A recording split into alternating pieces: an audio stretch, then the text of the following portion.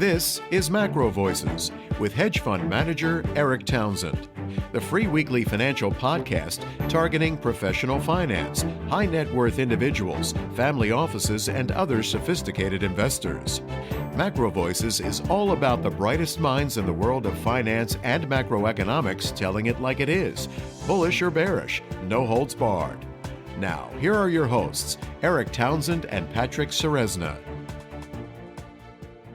Well, let's get to the chart deck. Now, listeners, you'll find a download link for the Postgame chart deck in your Research Roundup email.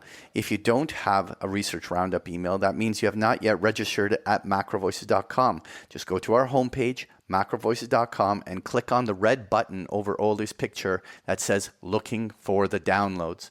Now, on page 2 here, Eric, I have that chart of the S&P 500, but let's start with your view on the equities here.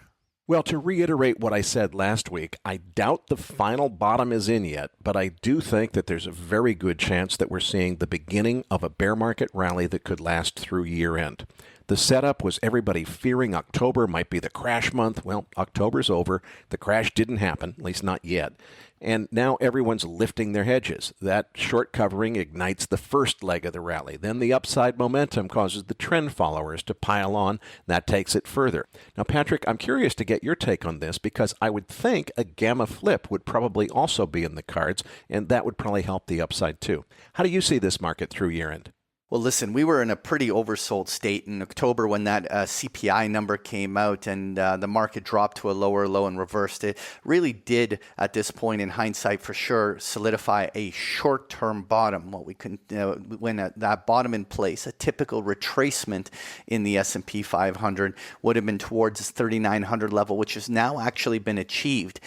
So, yes, there are all sorts of things like the volatility is contracting, therefore vol targeting funds can be buying more. You have volatility contraction cause a Vanna tailwind. You have certainly a neutralization of the gamma zones, all sorts of things that could then spur some buying as CTAs may certainly flip back to the long side of this market. But the one key thing for me remains, can we clear this 3,900 to 4,000 area? The way I look at it is if the market fails at this level and is given a reason to sell, it doesn't necessarily mean we have to go through another heavy sell cycle, but then it opens the window for double bottom retests and all sorts of backfilling that may leave the stock market very sluggish into the elections. In order for us to have a bullish tone, I'd like to see the bulls actually demonstrate that all dips are being bought and then follow through some of these very key overhead hurdles. An S&P north of 4,000 gets it back into a high volume node congestion area, which basically would neutralize the prevailing downtrend and allow the bulls to even have just a fighting chance. So it'll be certainly something that's on my mind. On page 3, though, we have that US dollar. And I want to comment on the trend here, but what's your take here? Well, now it's finally starting to look like maybe a downside move or even a trend change in the Dixie could be afoot. But we've only seen one daily candle dipping below 110 so far. So let's wait and see what happens. Patrick, what's your take on the dollar chart? Do you think a top is in, or is it still too early to say? Well, Eric, when we're talking that US dollar, it clearly has put in a short-term high. All sorts of trend lines have now started to be violated. It stopped making higher highs. We're in the midst of some mean reversion. The bigger question is this a big picture turn in the dollar, or is this just a very overbought dollar that was long overdue to do some backfilling? This is probably the single biggest macro question to ask. I mean, this is where if, in fact, the dollar has turned, it certainly could drive risk assets because arguably the dollar strength has been what has been like a wet blanket dragging almost all asset prices down. And so if the dollar takes a break, it certainly can allow all these different assets to actually have at least a positive month. One of the things we'll be seeing is whether or not the pattern of rallies being faded starts to emerge. There's There's always going to be these quick little bounces, but will the dollar be able to put together any really legitimate rally days, or are we going to now see that selling pattern emerge? A lot of that will come obviously from page 4, where we have that Euro USD. There's a prevailing downtrend that's been in place all year. It's a downwards channel that for the first time has been violated, and it's beautiful is that the violation of that descending channel has really all occurred at this parity level. And so I think technically it's really simple as to whether or not the euro can sustain above parity. Obviously, we got a 75 basis point hike, and the market didn't initially overreact to it, but we'll certainly see whether or not the euro, from its incredibly oversold state, has room to revert. I could see a euro that's trading at 105 and just takes a break from the heavy selling. The bigger question, after we do see this kind of reversion on both the dollar and the euro, will it result in a change of the prevailing big picture trend, or is it simply just one of those pauses that after a 1 or 2 month consolidation ends up just being a continuation of the trend to the upside? And that's certainly something that's going to be on my mind. Now on page 5, I have crude oil, and I know you gave a pretty good summary at the beginning of the show, but one of the things I simply wanted to highlight was on the last announcement of the Strategic Petroleum Reserve release, crude oil started down and then reversed up off that news. And it really seems like at this moment you can throw some sort of negative news toward crude oil, and it seems to be brushing it off. I'll be watching to see whether or not they can get crude oil north of 90, because that really, once again, would neutralize the sell cycle that's been dominant for over 4 months from June till September, and would certainly be the first moment in 4 or 5 months that we've seen crude oil potentially setting up for continuation higher.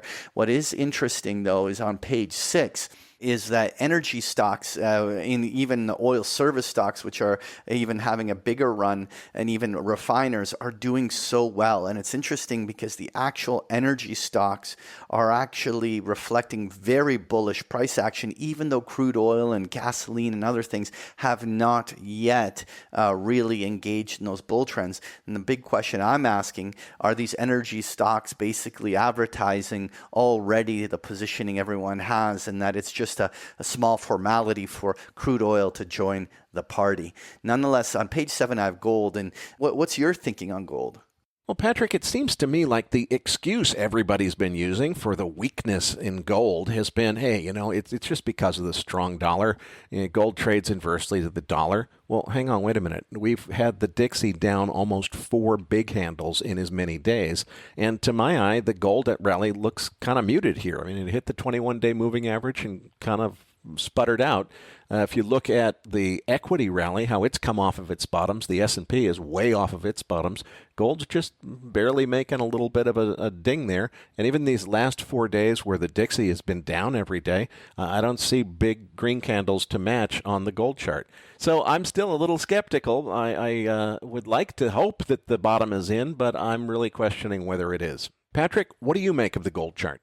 Eric, I hear you. It has been a very weak start. But whether a weak start or not, I still think that intermarket relationship will stay true. If the dollar top is in, and if gold can clear $1,700 on the upside and silver clear $20 on the upside, then it will start to pop up on the radars of traders, and inevitably money flow will come into it. I'm a seller on the idea that if the dollar is going to be consolidating, that gold still sells another cycle. So yeah, it has been a very weak start initially, but I don't think that changes my bigger outlook.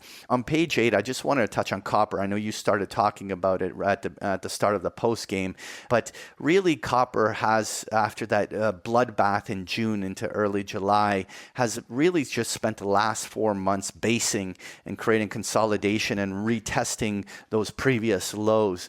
If in fact Oli is right about conditions potentially changing in the coming months. It'll be really interesting to see whether this develops as a major bottom on copper prices. Nonetheless, the last chart I wanted to touch on was that 10-year yield. And one of the biggest things that's been a huge drag on equities has been the combination of a strong dollar being, driving risk off, and the yields forcing multiples and dividend adjustments and all the different discounting things to reprice stocks lower. We put in a short-term high as the speculation was there as to whether some operation twist of some sort could occur, and actually they defend the long bonds a little bit.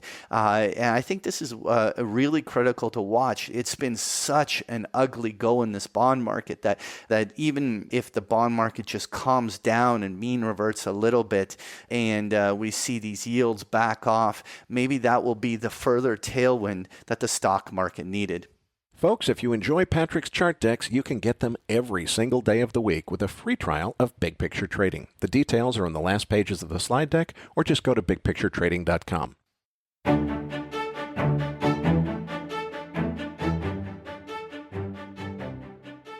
That concludes this edition of MacroVoices. Be sure to tune in each week to hear feature interviews with the brightest minds in finance and macroeconomics.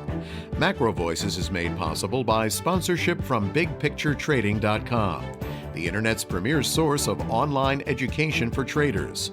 Please visit BigPictureTrading.com for more information. Please register your free account at MacroVoices.com. Once registered, you'll receive our free weekly Research Roundup email containing links to supporting documents from our featured guests and the very best free financial content our volunteer research team could find on the internet each week. You'll also gain access to our free listener discussion forums and research library. And the more registered users we have, the more we'll be able to recruit high-profile feature interview guests for future programs. So please register your free account today at macrovoices.com if you haven't already.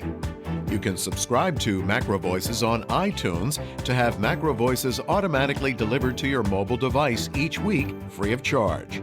You can email questions for the program to mailbag@macrovoices.com, and we'll answer your questions on the air from time to time in our mailbag segment. MacroVoices is presented for informational and entertainment purposes only.